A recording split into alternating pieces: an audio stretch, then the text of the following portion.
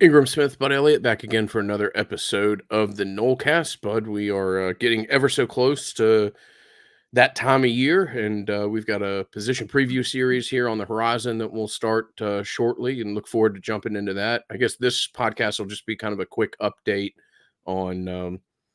I mean, not that we need to update you on ACC Media Days, but it was great for both of us to be able to attend that. You went to Big Ten. I've been down in Tallahassee a lot. Got a bunch of different things to talk about here as we sit on the prefaces of a season. And yeah, into July. Congratulations to all of you Florida State fans that made your way through the depths of summer. And yeah, it's legitimately right around the corner. I mean, we're what 4 weeks away from. I guess 4 weeks away as of today from playing Georgia Tech in Dublin, and from then the blur that is the college football season will be upon us, and all life is all the better for it. So. Absolutely, man. It was great to see you in person there at ACC. Got to see a fired up Jim Phillips. I found that interesting, man. So I haven't been able to go to. There was a time in my life where I went to ACC and SEC Media Days. I think for 5 years straight or whatever. And that was interesting. It's the first time I've been to ACC Media Days in 3 or 4 years. And it's the first time I've ever seen Jim Phillips there as the conference commissioner and make that speech. I like on the just in and of that experience, I wasn't blown away by his speech or thought that he was, all that fiery or whatever else. He certainly was very clear in some things, and I do believe he had pivoted away from what the previous model was of just reading off a printout that he had that I guess aided him some.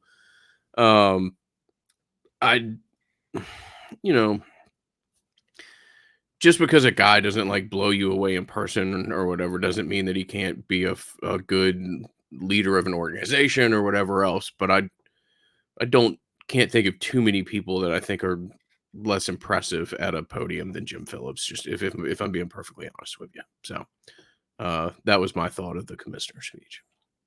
I think it says something that he has to have a teleprompter to give that level of speech, which was certainly much more fiery than he had been in the past. I think it was pretty clearly communicated to him that some of the things you were pushing for in terms of just this like kind of Pollyannish, idealistic college sports model, it is not really working. It kind of his prior speeches felt kind of Dabo-ish in like the not refusing to embrace the transfer portal, like refusing to embrace the current reality. The other day on Twitter, I said that Clemson fans are mad at Dabo because he's still playing 5-card stud while everybody else is playing 7-card draw. And like 5-card stud's a great game, but if everybody else at the table's playing 7 draw and you're playing 5 stud, you're kind of shorthanded there. Christy had his hand up every single question. I sat directly behind him. I had my hand up for most questions, and we were not called upon. I was basically planning to ask, like, if you're, so insistent on how good this conference is, and you're beating your chest about the conference, and you're this fiery about all this stuff, where was that passion and the fire during the selection process, right? Now, even if you think it's pointless, you still need to do it because it's good PR for you. It's good image for the league. Like, you should make a stink about it. And he did not. So, yeah, man. Other than that, I don't have that much to say about that. Like, the $26 million potentially, if you hit all of the incentives, which Florida State basketball is probably not going to pull its weight on that on the basketball side of the incentive right now, but that's good. It's not nearly enough to close the gap between FSU and the other leagues, or ACC and the other leagues. But I guess it's something. Obviously, I don't think we intend to see FSU pull out, or we do not anticipate FSU pulling out by the 15th at this point. I think that's been pretty widely reported, but anything, I guess, could still happen in theory, although I don't think it's going to happen based on the speed at which things are going. But is there anything else you got from him? No, not particularly. I mean, to me, it feels like it's kind of 10 or 12 years ago where, you got like David Teal writing puff pieces about the conference a day later and how, why with all this are Clemson and Florida State so eager to leave. Um, yeah, probably because of a $50 million delta between, conference payouts. That's pretty significant. Um,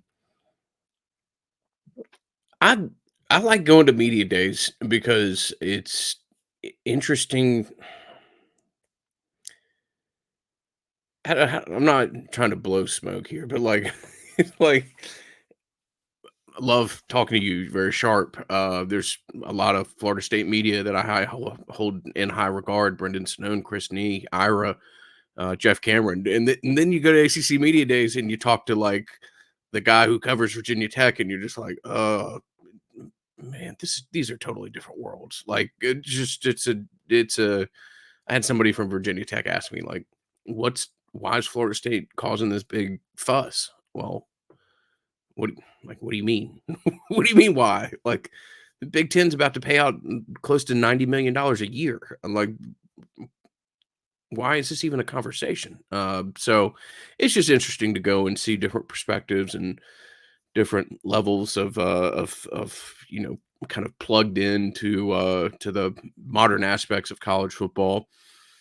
Yeah, the ACC has been a nice conference. It's certainly in a perfect world. I wish it was the conference that Florida State would have been able to stay in for forever, and that the economic aspects of college athletics and the evolution that we've seen that the ACC would have stayed on par with. Unfortunately, that didn't happen.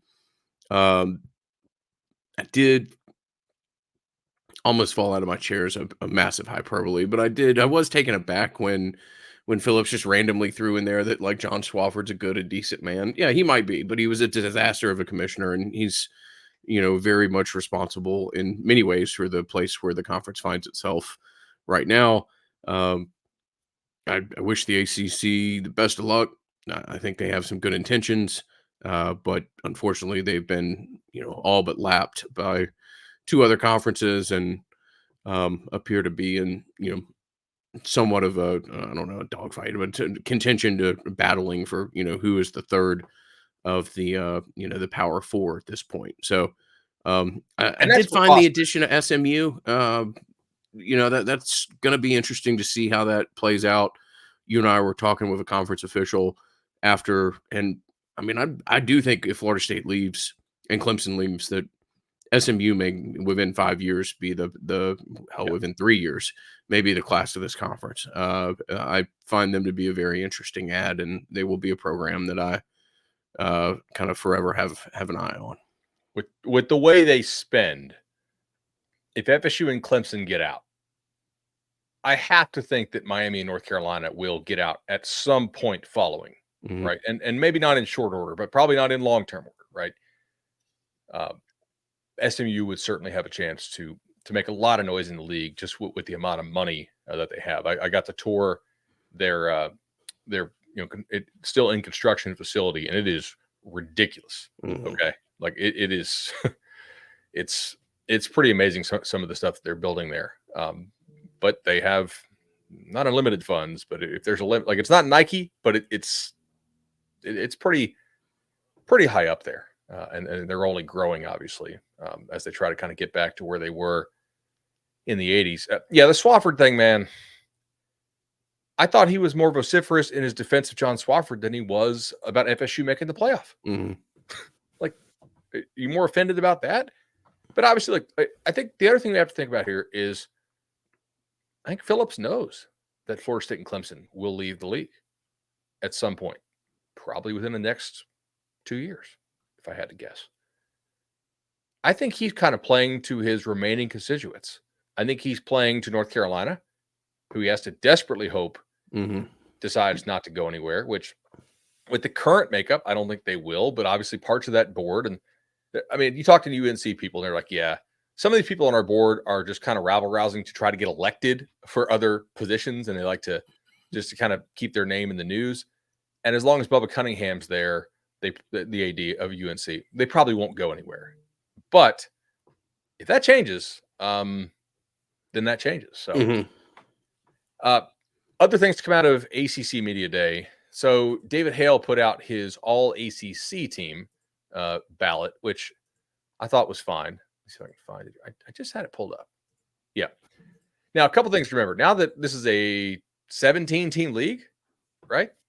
A little bit different. You're not going to get as many guys on the first team because even like Cal will get a guy or two. SMU will get a guy or two. Stanford will probably get a guy, the receiver that torched Travis Hunter on national TV for like 250 yards last year.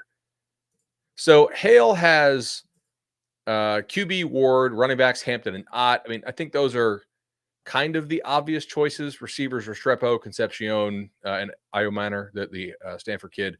Tight end Gadsden from Syracuse, obvious if he's healthy. All-purpose back Tootin, who ran for like 1 million yards last year for Tech and was really, really good at the FCS level before that. Offensive line Rivers, Darius Washington. Hey, the guard Fusil from Georgia Tech. Gonzalez, the other guard. Kendall, the center. Defensive ends Bain and Ashton Gelade. And then D tackles Farmer and Peebles. Peebles is the Tech kid. I think I would probably quibble with this and maybe find a way to get Patrick Payton on there. Yeah, Payton's the one that I would have a problem with, that of what we've gone over so far. Do I think Jackson has a chance to be all ACC? Yes. Am I going to put Jackson as an ACC, like non-FSU ACC voter, based on practice reports of him occasionally dominating last year in practice? No, that would be silly. But he might make the end of the year all ACC team. Carter, Eccles, and Wax at linebacker. No real quibbles there. Shaheem Brown at safety. Like to see that. Sanker at the other safety. The corner is the spot where I've seen a lot of FSU fans complaining about. And I will say this. The number of teams that have a better corner duo than Florida State in my mind, I think I can count on one hand, and the hand might look like this. Like it might be 0 in the country. Okay. Like Ohio State, I think, has a really good argument. Yeah. Just to underline, you said country, not conference. Like it's very significant, like very talented pairing. Absolutely. Yeah. However, the more talented physical ability guy, I think we both agree, is probably AZ. Now, would I put AZ on my preseason All-ACC team when you already had Strong and Riley, who were excellent players, like in 600 or 700 snaps, as opposed to AZ, who played a couple hundred last year in more of a reserve role? No, I think that would be kind of silly as far as expecting most ACC voters to do that. I may actually put him on mine just as a bit of a projection. Kicker Borregalis, punter Mastromano, who I think is going to be very important this year for this team. And then Tyree for returner, and player of the year, Hampton, the running back for North Carolina. Then he said some other stuff here. Lots of guys like Woods, Maui Noah, Donovan Green, Marvin Jones Jr., who I think could have huge seasons, but don't have quite enough track record yet to vote for. Yeah, this was a pretty hard vote in many of these things. I think you will probably see FSU's competitive depth reflected highly on the second and third team all ACC.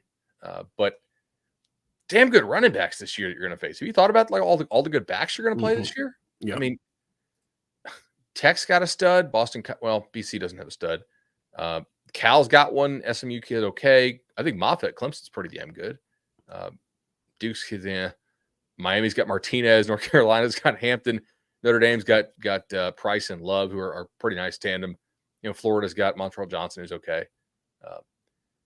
Rundy better be on point this year, for sure. But anyway, I am prepared for FSU to be underwhelming with the preseason first team All ACC, but probably pretty well represented in second, third, and honorable mention, with some real upward mobility. And I think that is indicative that you are still the conference favorite in Vegas. I mean, by a pretty slim margin, but still, like, you are the favorite because of the depth of the roster that they have built up.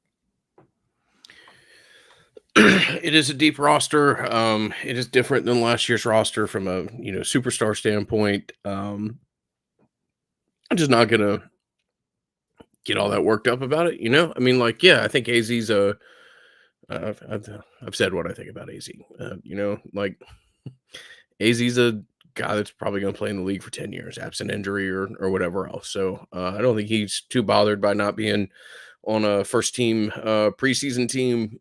We'll have to go back and look at the end of the year. I've been look. It's early, but Fentrell's looked this way since spring. I mean, Fentrell Cypress. This is a silly cliche, but looks like a different player than last year. Fentrell Cypress will be. Uh, I look forward to seeing what AZ and Fentrell, and then you've got a scattering of super talented young kids behind them and freshmen, but also guys like Edwin Joseph, guys that were hurt a little bit last year, young freshmen didn't get to see as much. Quindarius Jones is a guy who's got an exceptionally bright future as well. The secondary defensive backs in particular is a absolutely loaded position and something I think Florida State will be well represented on both preseason and postseason all ACC teams for a couple years to come. No doubt. All right, let me ask you this. The House settlement was officially submitted yesterday. It's Friday. We're recording this on Saturday. 10,000 foot view, Florida State view. Have at it. Yeah, I mean it. Most of what was released yesterday was expected. Like the idea that you're going to have every deal above $600 go through some kind of clearinghouse or whatever, I think is preposterous. I don't see how that's going to hold up. Oh no, I'm sorry. Oh no, No. Yeah, right. Is that for every single student on campus who receives any sort of marketing deal over $600? Yeah, it's a good question as to how deep that would permeate, but it certainly sounds like any NIL deal facilitated of any kind via collective or otherwise. Yeah, there's some things in there that I'll have to see how they hold up and what the larger impact is. It's just a great time of change in college athletics in general. I mean, if you haven't as a listener looked at what some of the new scholarship numbers will be in all sports, I would encourage you to do so. I mean, that is transformational in some degrees. Baseball going from what 11-3 to 30. 34. I mean, dude, that's crazy. From a Florida State perspective, I would say, I would highly encourage you to get involved with the Battles In or Seminole Boosters, okay? Because Seminole Boosters does incredible work, but they, not all Florida State's athletic scholarships are endowed. Seminole Boosters carries a large financial lift there, and whether it be at whatever level or whatever else, would encourage your involvement in support of Florida State athletics.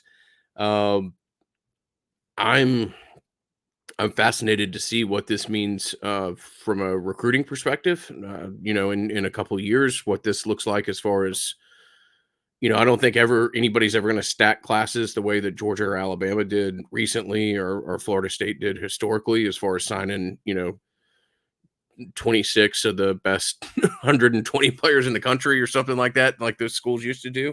But the broader, these broader rosters are going to have significant impact. And, the retention aspect of that is certainly something I immediately go to. I mean, what I think is that you'll be able to have, more kids with more variance. You can take some more shots on higher upside kids, and then you've got to, develop them and see what goes on from there. I also think it's really significant, the change in coaching. I mean, just from being at practice, it's noticeably different, man. It is about having, more instruction be available. That's a good thing, but it's it's a good thing for the haves. It's a good thing for the schools that can afford to have, really high quality positional assistants and other things like that. So yeah, we're living in a world of incredible change of college athletics. Friday was just another reminder of that from the House.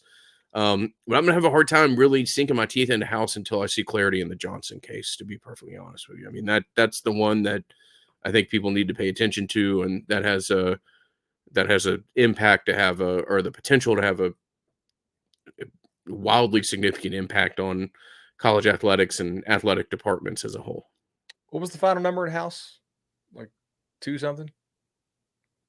As far as damages?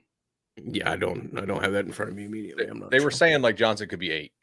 Yeah, So Johnson is a everything that I've always talked to people would be a 3 to 5x of what the implications of House are. And Johnson is these guys are employees. All of the tests that basically you could apply, they qualify as employees.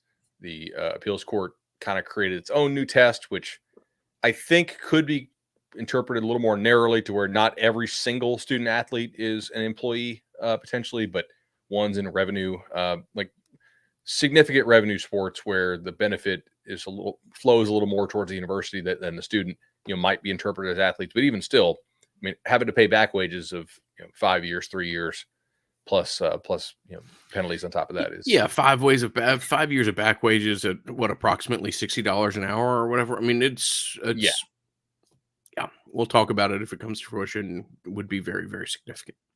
yeah. That's wild. Um, so I was thinking like, how would I allocate scholarships going from 85 to 105? And I'm not going to repeat what you said. I think you nailed it, right? It's take 2 or 3 more linemen that are probably, like not low level ACC, but like low mid level ACC that you normally wouldn't take. And of those 3, you take on each side as freshmen every year. 1 hits the growth spurt that we so often see, and 2 do not. And the one kid who hits the growth spurt is retained, and the other 2 probably realize they won't play and end up moving on to, I don't know, like Wake Forest or something like that. I got a good friend of mine, is a personnel director at a G5 school. He's like, dude, I would never sign another high school kid again with this. Mm-hmm. Right? He's like, I think it's just all portal for us down here. So that's kind of wild. Although I don't think every P5 school is going to carry 105 scholarships. I think every SEC maybe not Vandy. Most of the Big Ten, but not all. Mm-hmm. I think Florida State probably could. They're very much all in on football. But like the number of schools that actually would carry 105 or like trying to carry 105. A lot of times you try to carry 85, you come in 83 for various reasons, right? Although not anymore, really, with some of the walk-on stuff. It's what, like maybe 25 schools out there that would really carry 105 ish, I would think. But maybe it's more. Maybe I'm undershooting this. Maybe there's some in the Big 12 who would really want to. But like that's hard to justify at times. I don't really know how you would handle that. Yeah, I just there's a lot of expense associated with the conversation that we're having, and the it's not just football. It's a lot of other sports, and there will be, I think, a just broadly speaking, a magnifying glass on some of the spin that comes in these sports. And I'm not speaking from a Florida State perspective. I'm speaking from the broadest of macro perspectives here. I think you'll see, a significant amount more of regionality put into some of these sports, and we'll just it'll be interesting to see what the ramifications and long-term impacts of this. And it's a time of change, and it's a time when you need to be able to rely on people that are going to be able to assist you through a process like that. And that's why I would like to recommend my good friends at Congruity. Matt Lewis has been an awesome guy for many a business that I've been associated with, and has gone on a little bit of a hot streak here with listeners who have recently reached out to him. So look, I've used Matt at various different stops. He's been a great partner from a business perspective, and it's great to see people that reach out to him continue to give me similar feedback as to their experience with him. So congruityhr.com. Matt Lewis, fantastic supporter of the Nolecast, and big supporter of Florida State, and whether it be HR, payroll, or anything else that you may need assistance with from a business perspective, Congruity is a great call to see your business run in as optimal manner as possible. Speaking of a hot streak, Ron Dugans. Hey, man, some receiver recruiting, landing Malik Clark. This one was a bit of a surprise to me. I wasn't sure if they're going to be able to pull this one off. I know South Carolina felt good. This is a 4-star receiver, verified 6'2", 185 pounds. verified 10.55 state champion in the 100. Okay. 10.55 verified at 6'2", 185. Kid who's a little bit younger birth date wise.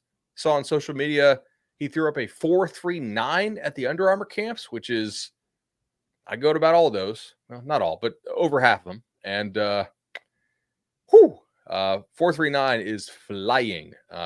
This is a fun tape to watch if you guys watch Malik Clark. And we talked about, you want to recruit high school with the idea that if the player hits his ceiling, he would be either unavailable or extremely cost prohibitive to acquire via the portal, right? Because just like this year, there was no 99th percentile Malik Clark type prospect in the portal to go get, basically, right?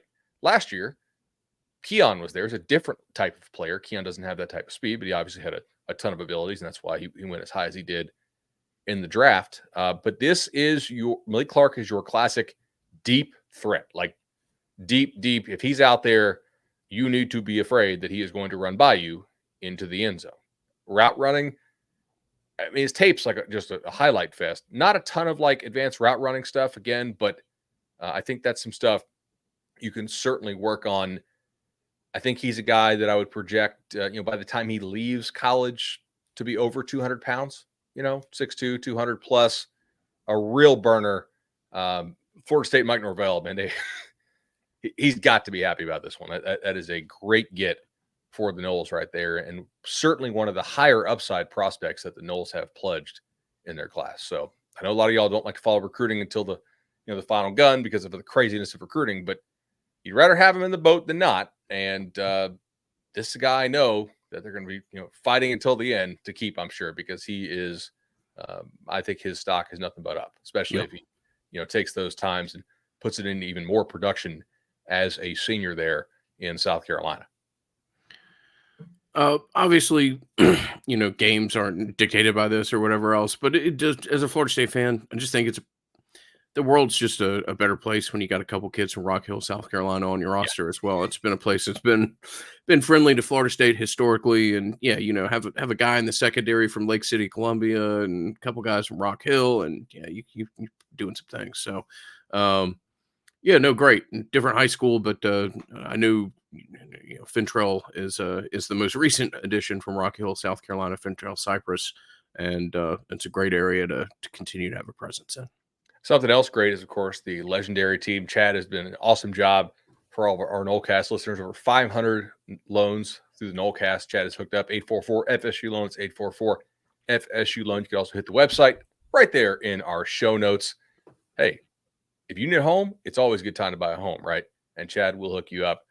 I saw some home prices falling a little bit, so maybe that'll kind of give some folks the nudge, depending on where you live, certainly. But yep, home prices falling, and where we are. This is not Ingram and Bud's economic forecasting podcast, but very likely going to see some loosening of rates coming up, which can mean a couple of different things.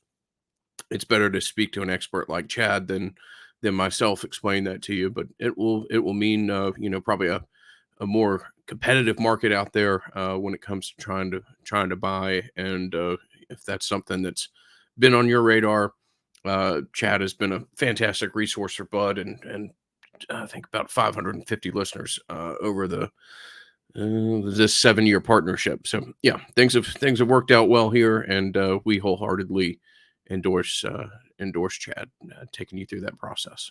Let's go. Speaking of forecasting, I don't do a lot of like mortgage forecasting, but I do some sports forecasting at times.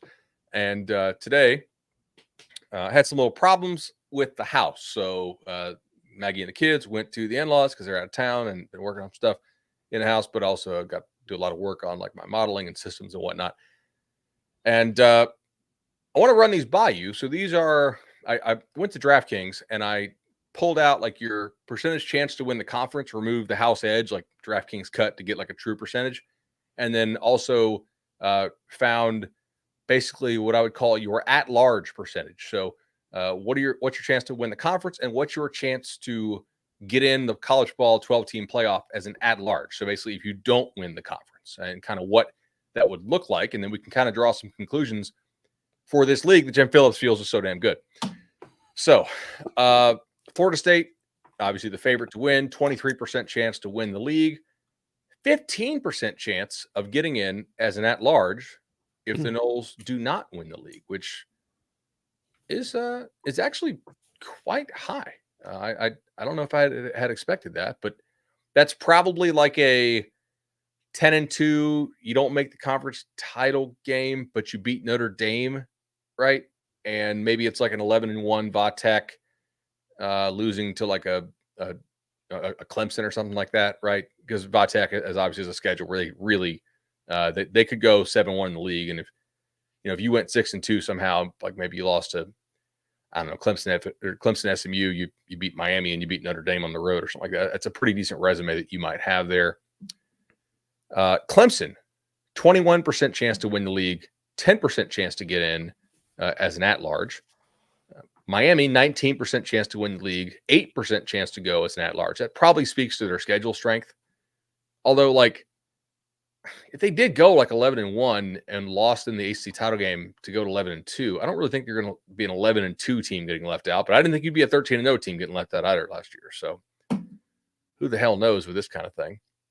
Louisville, 11% chance to win the league, just a 3% chance as an at-large. NC State, 10-3. Vatech, 7-1.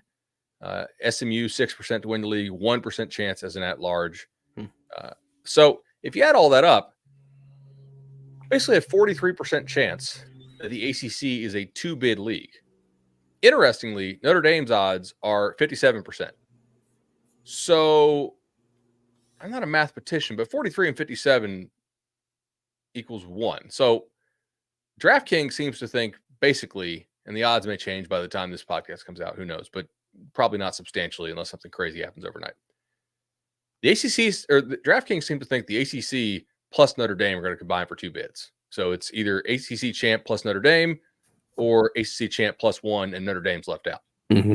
Which they do play a lot of games, like 5 games against each other. So that does have some relationship. But I thought that would be higher. I thought it would be like 2.2 or maybe like 2.3. That's not great for Jim Phillips' league, man. DraftKings is not believing what Mr. Phillips is saying up there at the podium. I don't know about this. This is Well, let's circle back to that. One of the big banners that they had at ACC Media Days that I thought was indicative of a problem is that they have the toughest non-conference schedule in the country. Why haven't we learned not to do that as a conference anymore? Why haven't we learned the ramifications of an NC State or somebody like that taking an embarrassing loss in the first week of September, and then NC State having a really good defense and coming together in October and beating one of your name brands, and then all of a sudden you turn around and you're like, well, NC State lost to ECU or whatever. And I just,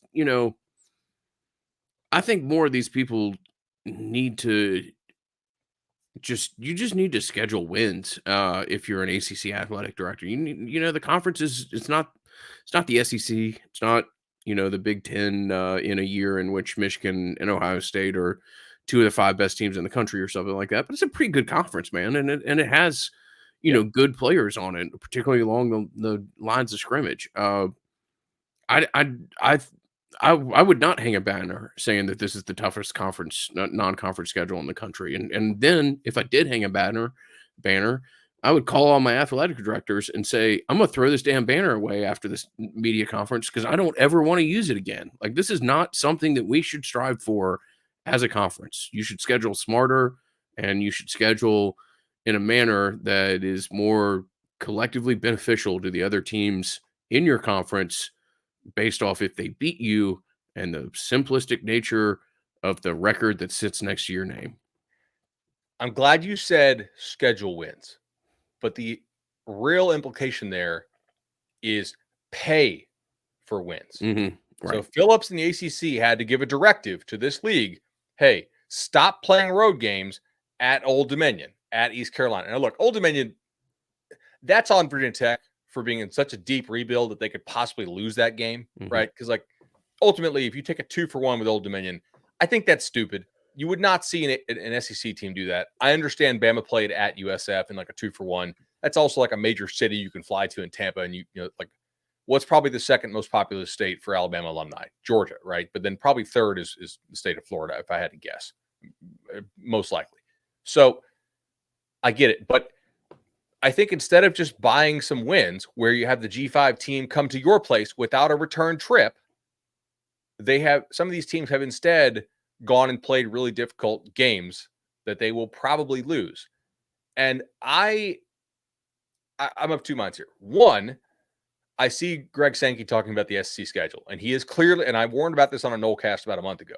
He's trying to get Missouri in if they go 10-2 under the banner of tough SEC scheduling. Like when I look at my strength of schedule stuff right now, Missouri is 48th. Yeah. Okay, not Florida, but obviously Sankey wants everybody to believe that that everybody in the SEC is the Gator schedule, which is really historically insane if all those teams end up being as good as they are projected to be. I get that. Could this be preemptive excuse making on Phillips and the ACC's part if the ACC teams flop in the non-conference like I think they might do? Very possibly. Very possibly. And the challenge is the ACC just doesn't have the brands that can weather losses like that and then convince everybody else, oh, we just beat up on each other because we're, this brand or whatever. It just doesn't land in people's minds. You're gonna have to come off their, off their checkbook or whatever else, or just schedule competition that, maybe your boosters call you and complain that the home schedule doesn't look that great. Well, I'm sorry, but we need to win eight games this year. So I'm scheduling 3 wins. I just that's not something that, in my opinion, the ACC should strive for. There's a chance that the ACC ends up with, I think, only 2 wins over Power 4 bowl teams.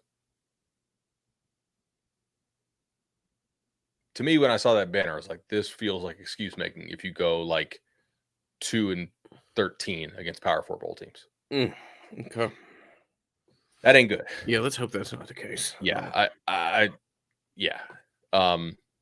Meanwhile, the Big 12, Utah playing anybody from the non-conference hard?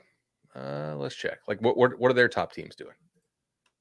No, they have a non-conference game against Baylor in the opening. Arizona got any real tough non-conference games? Let's look here. No, like Kansas State ain't playing anybody tough non-conference. Colorado's got Nebraska, which is like has not made a bowl in over a decade now, which is pretty wild to me. I did not know that stat until I went to Big Ten Media Day. Actually, my point here is like we're kind of counting on the Big 12 beating itself up with their non-game schedule, and there's a pretty good chance that happens. Like, let's not downplay that potential. But they're going to beat each other up. Their non-conference record is going to be sky high because they don't play the other Power 5 leagues. They just kind of didn't do it. Yeah, man. Like we need SMU to beat TCU for this league. Like that's one of them that I think I looked at as like, yeah, that's probably a bowl team in TCU, and SMU gets them, in Dallas. Need to get that one for the sake of the league. There's like a couple. If Cal could somehow beat Auburn at Auburn, which is a tough task, but it's not insane to think that happens, I guess. So maybe it's excuse making, like preemptively. Yeah, we didn't have a great non-conference record, but we played the hardest non-conference schedule out of anybody. You can't have the hardest non-conference schedule, most likely, if your league is like super awesome, because then just by definition, the teams you're playing are less awesome than you are. So I don't know, man.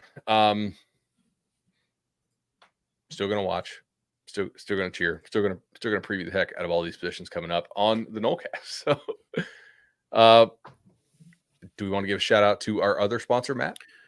Yeah, for sure. So, old Matt Thompson and the venerable institution that is Madison Social and Township, right there on the corner of Woodward and intersection there, right at the intramural fields. They don't need any advertising because it's just Madso and always busy anytime I go by there. I do want to always remind our listenership of Charlie Park, fantastic place right up there by the AC Marriott in Cascade Park. Um, I've so I spend like 150 or 169. I'm on pace to spend about that many nights in Tallahassee this year. So I've gotten to like just it's just different than when you're there for 10 days a year or whatever. So I've gotten to know a little bit more about the food scene, and it's awesome to talk to people in kitchens and be like, yeah, no, I'm here for 6 months and I want to try to go get hired at Charlie Park. That is a a place that the local culinary uh crowd strives to be, and when you go there you can see why. It's a lot of fun twist on classics. It's a great spot, and the location is something that's truly unique for Charlie Park. So charlieparkrooftopbar.com. And we'll also remind people of Social Kitchen, which is their place up on the north side of town when it comes to just prepared meals, super high quality meats from Snake River Farms. And that's a place that I've run into recently and have been really impressed by what Matt and his team are doing up there as well. So big thanks to them. By the way, this is from Brian Pate, who is former Wake Forest Town Commissioner, Government Affairs Chairman for the Wake Forest Chamber of Commerce. He is a Knowles fan, and I'm pretty sure this is legit. I'm just going to go ahead and share it. So he is at some kind of speech. This is from yesterday evening. The FSU provost is speaking at the Biltmore Estate by the for FSU Alumni Association. Is this about a research spend? It is. Have Yeah. you seen this? Yes. So said that he expects FSU to be AAU certified within the next 3 years. We'll also have over $500 million annually in research expenditures. As you may recall, the AAU is not a requirement for membership into the Big Ten. Hello, Nebraska. But it doesn't hurt, for sure. There are some Big Ten presidents who kind of get their ass over their shoulder a little bit if you're not AAU certified, and that just kind of removes a potential hurdle if you wanted to go to the Big Ten, if you happen to get your rights secured. Not that that's anything new. We knew that. I think we've talked about for 2 years how all the money they're pumping into the nursing school and all the research dollars that they are allocating, and just how fast this university is growing. I mean, it's only been co-ed for for so long, even, right? And the state of Florida population is exploding, and we've only had like mosquito control in the state for so many years. Like large swaths of the state were like literally uninhabitable by most people for most history. So we're 43 minutes into tonight's podcast, and I don't want to go off on this, but I have in the back of my mind, but we'll do this after the position preview or whatever else, and I'll get some more figures. You know how like 5 years ago or whatever, I said if I was telling the story of Clemson football, I would start in a boardroom in Germany at a BYU BMW execs decide to build this this rather extensive plant and other operations that they have in Spartanburg, South Carolina. And that kind of started a economic boom of the upstate of South Carolina, to which Clemson has been a significant benefactor of. I don't think anything quite that distinct is going on, but I do think that the population growth of the state of Florida overall is massive and significant.